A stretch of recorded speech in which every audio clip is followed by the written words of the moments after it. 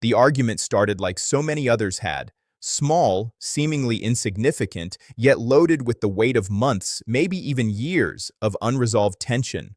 I had been patient, rational, trying to address issues calmly, but she had a way of twisting every conversation into a display of dominance, a test of my patience, or a proof of my inferiority. That day, however, she went further than ever before. "You know what?" she snapped, eyes blazing with arrogance. "I could replace you in 24 hours. Just like that. You wouldn't even matter." Her words were sharp, deliberate, and dripping with malice. I froze, the sheer audacity of her statement catching me off guard. She wasn't joking. She meant it, and she expected me to crumble, to beg, to argue, to prove my worth to her. Instead, I took a deep breath and said calmly, "Okay then." Her smirk faltered slightly, replaced by confusion. "What? What do you mean, okay?" she demanded, her voice rising, shaking with a mix of anger and disbelief. "I mean exactly what I said," I replied, my voice steady, composed, and unwavering. "If you truly think I'm replaceable, then by all means, go ahead. I won't stop you." For the first time in years, she was silent. I could see her processing, trying to understand why I wasn't reacting the way she expected. I didn't yell, I didn't beg, I didn't plead. I simply let my calmness do the work she hadn't anticipated. The next morning, I quietly began preparing.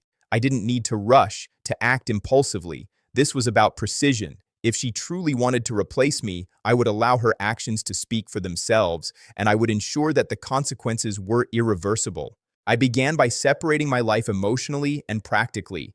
I changed passwords, secured personal accounts, and began documenting every conversation, every slight, every hint of infidelity. It wasn't about paranoia, it was about preparation. I had long suspected her disloyalty, her manipulative tendencies, and now I had both motivation and clarity to act decisively. Next, I focused on rebuilding my own social and emotional life. I reconnected with friends I had neglected, reestablished boundaries with colleagues, and allowed myself to meet people who truly valued honesty, respect, and integrity. Slowly, I began to understand that if she could replace me so easily in her mind, then I had the freedom to replace her as well in my life, with someone far more genuine, respectful, and loyal. She, of course, didn't stay idle. Within days, she attempted to flirt, manipulate, and assert dominance, as if trying to prove her claim that she could replace me. But I remained calm, observing her actions with a careful eye. Each attempt she made to control or influence me only reinforced my resolve. She had underestimated the quiet power of patience, strategy, and composure. I began to quietly plant the seeds of her undoing. Mutual friends who had been unaware of her manipulations were subtly informed of her behavior. Every lie, every slight, every arrogant statement was documented and presented in such a way that her reputation could not recover from public scrutiny. I didn't humiliate her with anger or theatrics. I simply let the truth become inevitable. Then came the final stage, the introduction of someone new into my life, a person who reflected everything my wife had claimed I lacked: patience, understanding, respect, and loyalty. We didn't announce anything immediately. I didn't flaunt it. I let the relationship grow naturally, quietly, deliberately, as a living testament to the fact that she could not define my worth, my happiness, or my life.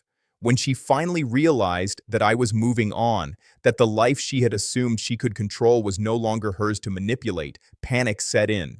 The arrogance in her eyes faltered. The confidence she had wielded so casually crumbled under the weight of reality. She had claimed she could replace me in 24 hours, but she never realized that actions have consequences, and that some people are not so easily discarded or humiliated. Divorce proceedings followed, structured carefully to protect my interests and ensure fairness. Custody arrangements were fair but precise. Finances were protected, and her attempts to manipulate outcomes were thwarted at every turn.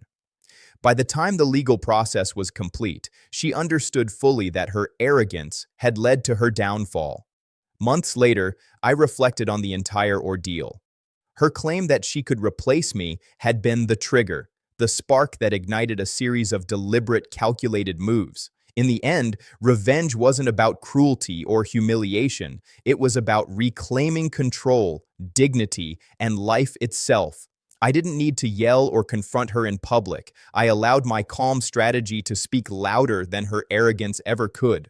She cried, panicked, and begged, but the truth had already settled. She could not manipulate me anymore. She could not define my worth, and she could certainly not control my future. I had proven, not with anger but with action, that her claim of replaceability was false. In the end, the ultimate revenge wasn't a spectacle. It was quiet, methodical, and complete. I had the last word, the final control, and the life she assumed she could influence was now mine entirely. Proof that patience, strategy, and composure are far more powerful than impulsive bravado. Her arrogance had been her downfall, and my calm response became the defining moment of liberation, dignity, and irreversible justice.